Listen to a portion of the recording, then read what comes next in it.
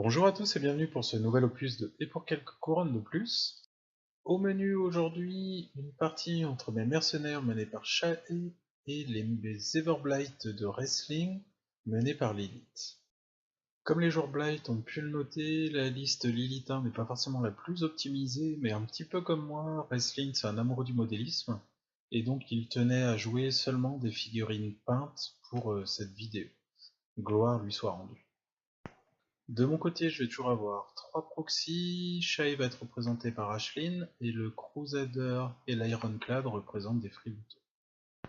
J'ai remporté le jet pour savoir qui commence grâce à Anastasia Dibray. Je vais choisir de commencer pour pouvoir mettre la pression le plus vite possible sur les troupes de Lilith, tout en restant hors de portée de tir.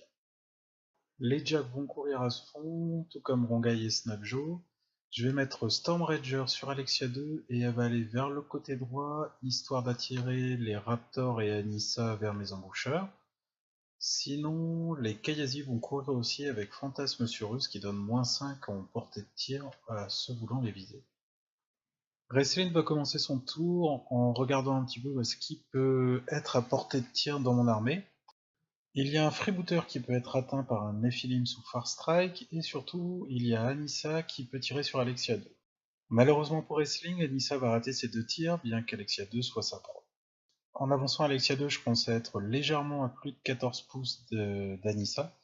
Comme quoi il faut mieux laisser de la marge, histoire d'être sûr qu'il n'y ait pas de problème le tour suivant.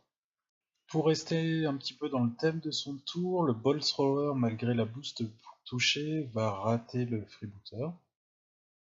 Bon, en même temps, 7 à 3D, c'est pas évident à atteindre. Après quelques mouvements de positionnement, Lilith va essayer de sauver un petit peu l'honneur et va tirer sur le freebooter en se mettant Far Strike. Le freebooter va prendre 1 point de dégâts. Et enfin, la Fury va être gérée par le Forsaken et les 2 Shepherds, et les Raptors vont se mettre en position autour d'Anissa. Avoir Anissa et les Raptors si proches de mon flanc droit, c'est du pain béni, je vais donc faire rentrer Anastasia et Ochuk. Leur objectif, ça va être de bloquer le plus possible les Raptors et d'éliminer. Donc là, on voit pas trop bien ce que je fais, mais en fait, je suis en train de mesurer comment je peux atteindre cet objectif. En gros, Anissa est entourée par 3 Raptors, donc Anastasia va devoir charger l'un d'entre eux, ce qui va laisser le passage libre à Uchuk, qui va charger de dos Anissa. Une fois l'embuscade gérée, je regarde un petit peu ce que je peux atteindre autrement avec le reste de mes troupes. Le freebooter qui a été visé par le Nephilim Ball Thrower peut le charger, donc je lui mets 2 focus, parce que si je réussis à toucher avec les 2 initiales, j'ai un Grab and Smash qui pourrait me permettre de le lancer sur Lilith, ce qui est toujours sympathique. Et sinon, je vois aussi que j'ai un éliminator qui va pouvoir charger les Nice si je claque mon fit. Donc le freebooter, pareil, c'est si je claque mon fit que je peux atteindre le Ball Thrower. Donc là, j'active Shae, je claque mon fit. Storm Rager, c'est bien sûr resté sur Alexia 2. Par contre, Fantasme, c'est passé sur Shae, histoire d'éviter les petites blagounettes d'assassinat. Et pendant que je parlais, bien évidemment, bon alors on n'a pas vu avec mon magnifique dos, mais Anissa est morte sous les coups d'Uchuk, ainsi qu'un autre Raptor. Un deuxième Raptor va succomber à la charge d'Eliminator, et j'approche Alexia pour qu'elle puisse récupérer les âmes des 3 autres au prochain tour. Sinon, le freebooter a chargé, j'ai réussi à faire mes 2 premières attaques, par contre j'ai raté le Grab and Smash. Là je fais courir les Kayazi pour bloquer un petit peu les beasts de wrestling au centre. Et ensuite je vais mettre en position mes Jack et beasts lourds pour pouvoir faire une contre-attaque au prochain tour. Je vais choisir de lancer Submerge sur Snapjo et je vais lancer Starcross avec Omega. Avec Starcross et un transfert, j'espère pouvoir survivre à quelques crachats de Typhon.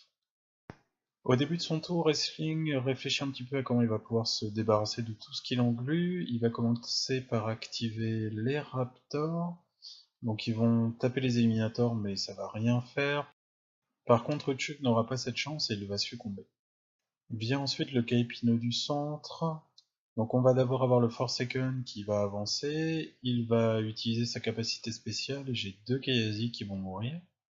Puis ça va être au tour du Carniveon d'aller voir le Freebooter.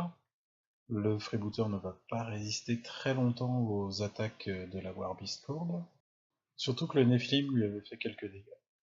Pendant que Jean-Marc réfléchit à la suite de ses actions, je vous propose un petit intermède musical.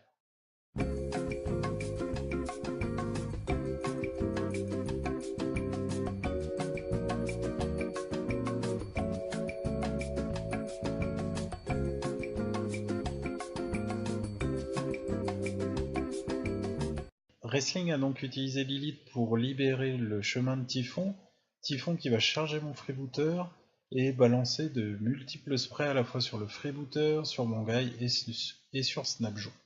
Ça va prendre un certain temps et toute la furie de Typhon, mais Snapjo et Rongai vont y passer. Par contre, étonnamment, le freebooter, lui, il s'en sort nickel. Sur mon flanc gauche, au niveau de la forêt, on va avoir une bataille entre les éliminators que j'ai envoyés en jam, les Elmos, qui vont essayer de les éliminer mais sans rien faire, et la Black Frost Shard. Je vais perdre un éliminator dans ce combat. Et enfin, Wrestling va terminer son tour par les Shepherds, qui vont manager un petit peu la furie. Début de mon tour 3, j'ai eu mal le tour précédent, mais pas tant que ça, j'ai toujours moyen d'éliminer les Raptors, de prendre Typhon, éventuellement le Protector et d'abîmer le Carnivore. Là où j'ai fait une erreur, c'est que Acosta, il est juste à côté de la zone de droite. Si j'avais mis à l'intérieur, je marquais un point.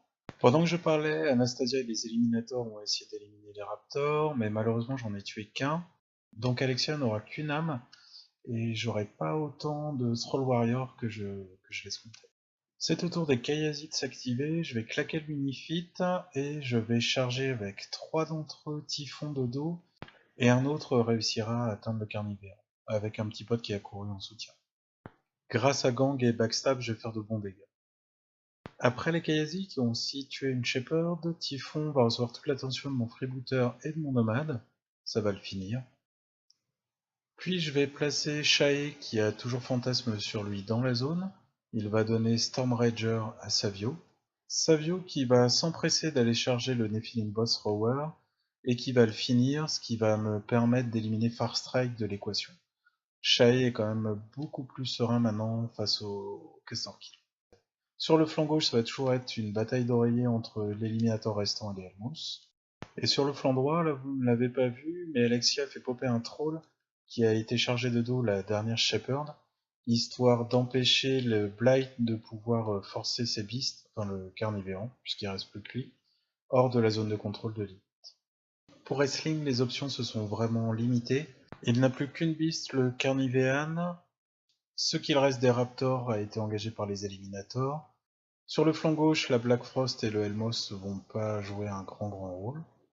Et enfin, s'il ne vient pas contester la zone, je vais passer à 4 points de scénario. Si je n'avais pas fait l'erreur avec Savio le tour précédent, ça aurait été 5 et fin de la partie.